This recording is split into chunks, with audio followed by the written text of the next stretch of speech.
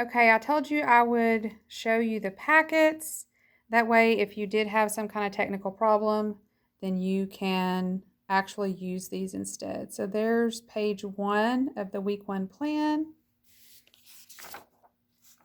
This back line side is for you to write on, and you'll see that on the front of that plan.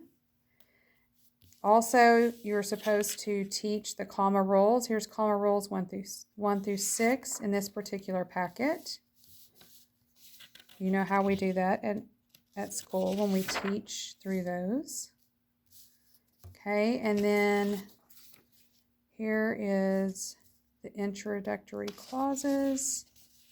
This would actually be what you would have to type out or write out the answers on a piece of paper.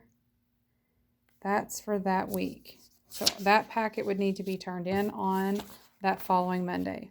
All right, this is week 2. Week 2, here's the front with all your directions. On the back side, you'll have a piece of lined paper for your actual journal. Then I gave, for this week, we're only reviewing rules 7 and 8. And then this would be going over those 2 skills. All right, let's go on to week 3. Here are your directions. Here are the rules of capitalization, just a quick review of those. And here is the paper. This one, you would actually, it says rewrite them correctly, so you could just write those on a piece of paper or in a Google Doc. Okay. So what would you need every week? You would need that grammar skill turned in, and you would need your journal turned in as well. So basically the exact same thing you're doing online. Week 4 plan, here's your week 4. There's your lined paper to write your journal.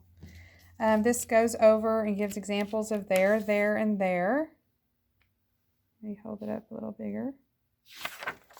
And then here would be your actual grammar assignment that you would need to fill in there, there, and there correctly. All right, for week 5, here is your directions, or here are your directions rather. And this is an example page to show the rules of 2, 2, and 2. And this is the actual, it gives some examples, and then that's your questions. So that's week 5. Week 6, let me turn this around. Week 6 looks like this. Remember, on the back side of that, this would have to be turned in as well with your paragraph on it for your journal. This goes over the rules of subject-verb agreement. This is actually not all of them. These are some of the more basic rules of subject-verb agreement. And then you have a subject-verb agreement worksheet.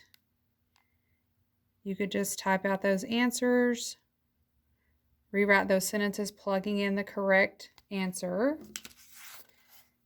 And that would be all of your work that would, remember, be due the following Monday. So if you need this, you are more than welcome to use this.